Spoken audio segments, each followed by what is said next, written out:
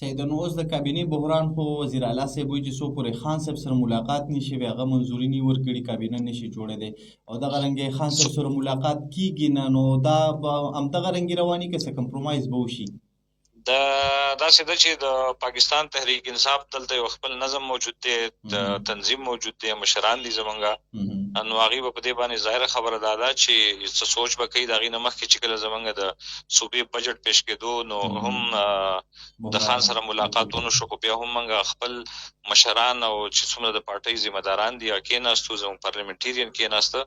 او هغه بجټ موږ چې دی نو پاس کو. انشاءالله زمونږ مشران په دې باندې که د خان سره ملاقات نه کېږي نو مشران شته دی انشاءالله په کنسنسس باندې به ډېر زر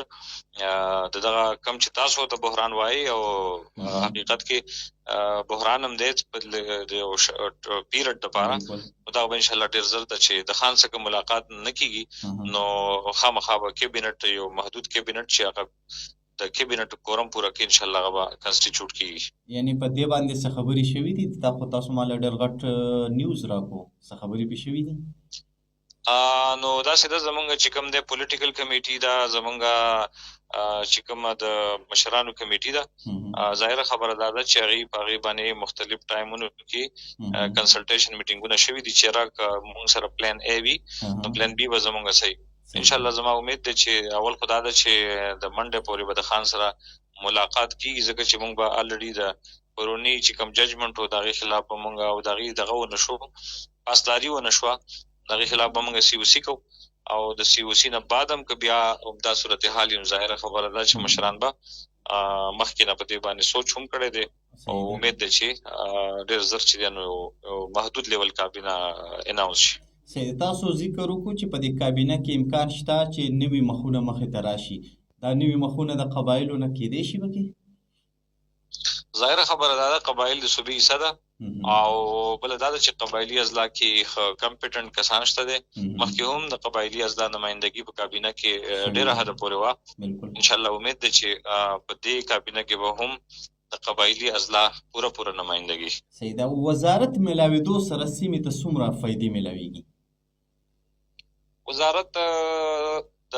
وزارت سره ظاهره خبره دا ده چې کوم سیز وزارت میلاو شي د هغې سیکټر کې هغه علاقې ته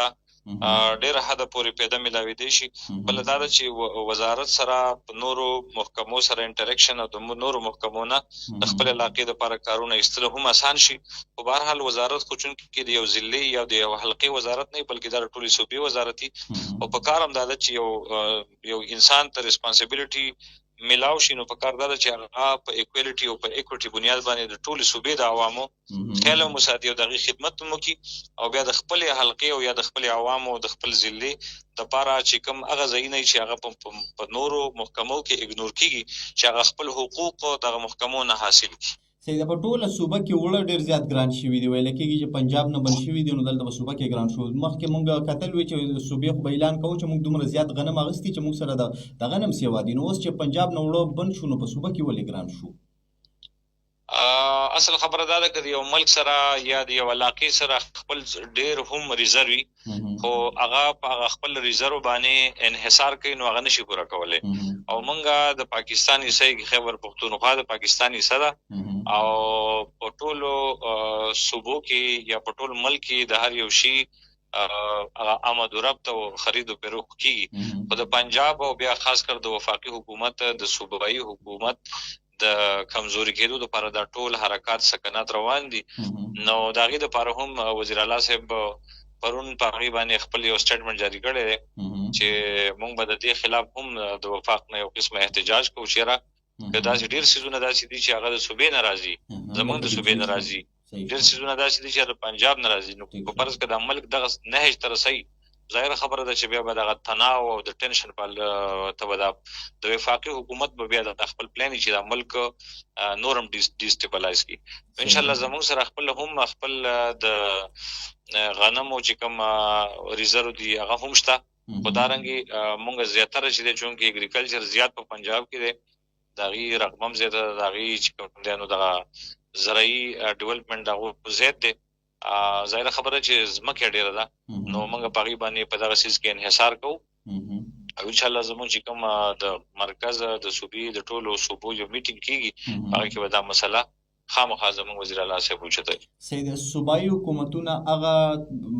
ډېر ښه ډیلیوري کولی شي چې کوم د وفاق ور سره تعاون کوي. اوس مونږ ګورو چې صوبایي حکومت فرام ډے پس د سهیل افریدي صاحب سټیټمنټ د میلیټنسي په حوالې سره د افغان ریفیوجیز په حوالې سره د وفاق د خارجه پالیسۍ په حوالې سره سپیشل افغانستان په دې حوالې سره بالکل د وفاق اولټ دی. نو چې اوس دلته صوبه یو سوچ لري وفاق بل سوچ لري او داسې د پالیسیانو ټسل راشي نو بیا به لکه څرنګې صوبه او وفاق د سهیل افریدي چې کوم سټانس دی دا د سهیل افریدي سټانس نه دی بلکې دا زمونږ د ټول خیبر پښتونخوا د پښتنو سټانس دی. دا زمونږ بیا خاص کر د قبایلی اضلاع د عوامو ټاس هغه دی چې سوچ دی دا دغه ذاتي سوچ نه دی ځکه چې د افغان حواله سره زمونږ کوم خارجه پالیسی ده دغه اثرات په دې ټوله خطه باندې اوس هم موجود دي. په کار ده چې زمونږ د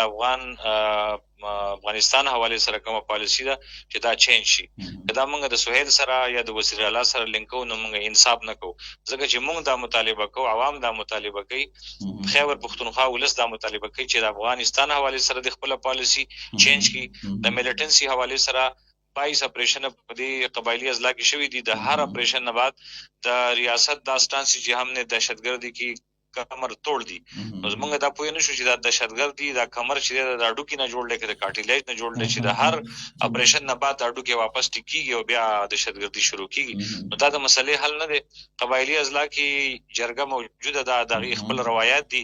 او د قبایلی اضلاع خلک د بارډر آر پار په معاملاتو پويږي. په کاردار چې د اپریشن او د دې سيزونو نه یو مسله حل کیږي چې الټرنیټ لار وکتل شي. دا د سهیل پالیسی نه ده دا زمونږ د عوامو پالیسی ده. نو وفاق ظاهر خبره ده چې وفاق کوم حکومت ناشته حکومت چې د نو جعلی حکومت ده نو د چا څوک چې پالیسی نه جوړي وفاق به خپل هغه پالیسی نه فالو کوي او موږ هوښون کې انډیپندنت حکومت ده د عوامو حکومت ده موږ به د عوامو आवाज وچتو.